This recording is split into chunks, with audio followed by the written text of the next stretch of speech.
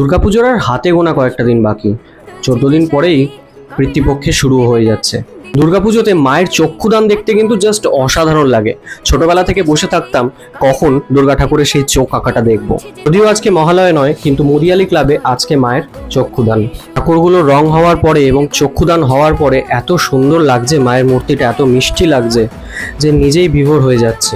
এবছরে তাদের থিম ত্রিমাত্রিক, অর্থাৎ ব্রহ্মাণ্ডের 3টে শক্তি নিয়েই এবছরে তাদের থিম। লাইটিংয়ের কাজ অলরেডি চলছে, আর সামনে এত সুন্দর একটা স্ট্রাকচার তৈরি হতে দেখছি, নিজেকে ভীষণ গর্বিত মনে হচ্ছে বাঙালি বলে। কারণ আমাদের বাঙালিদের সব থেকে শ্রেষ্ঠ উৎসব দুর্গাপুজো। চালের কুনকে দিয়েই কিন্তু এই যে প্রিপারেশনটা সেটা হচ্ছে, আর এখন চলছে গণেশ দাদার চক্ষুদান পর্ব। আস্তে আস্তে মায়ের যে সজ্জা রূপটা দেখছি না, এত ভালো লাগছে কি বলবো তোমাদের। ভিডিওটা ভালো লাগলে লাইক কমেন্ট করে শেয়ার করে দিও। দেখা হচ্ছে পরের ভিডিওতে।